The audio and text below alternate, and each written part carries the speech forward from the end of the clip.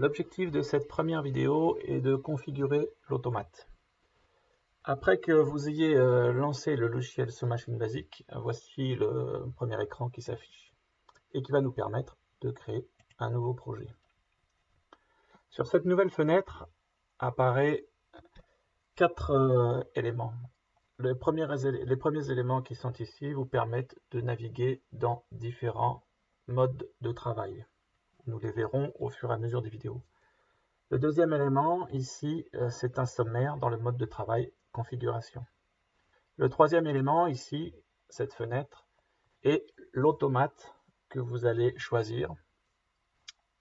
Et enfin, le quatrième élément qui est ici vous présente les différents automates que vous pouvez choisir avec le logiciel SoMachine Basic, les différents modules d'extension que vous pouvez associer à votre automate, et enfin une description succincte de l'automate qui est surlignée ici en gris. Nous allons donc maintenant placer l'automate TM221C16R qui a été préalablement choisi dans la vidéo précédente, que nous faisons glisser en lieu et place de cet automate. Je valide.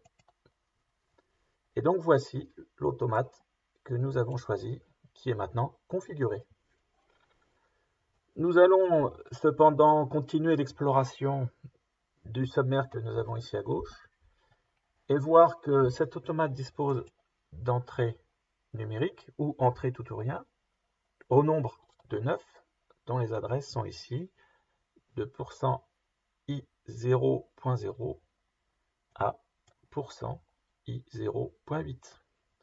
Cet automate comprend aussi des sorties numériques, sorties tout ou rien, au nombre de 7, dont les adresses vont de %q0.0 à %q0.6. Cet automate est aussi pourvu d'entrées analogiques, ici, au nombre de 2, dont les adresses sont %iw0.0 et iw0.1. Et enfin, un port de communication Modbus qui est ici et qui nous permettra de raccorder éventuellement cet automate à un HMI ou à un réseau Modbus quelconque. Voilà. Et enfin, pour finir la configuration, je vous invite à renseigner les propriétés du projet, à savoir le nom de l'automaticien, son prénom, etc. Les informations relatives au projet. Donc ici, nous avons affaire à une cisaille automatique. Voilà. Que vous pouvez décrire si vous le souhaitez. Et enfin, sauvegarder votre travail. La sauvegarde se fait dans le répertoire de votre choix. Moi, ici, je vais mettre le nom cisaille automatique. Voilà pour la configuration et la fin de cette première vidéo. Merci.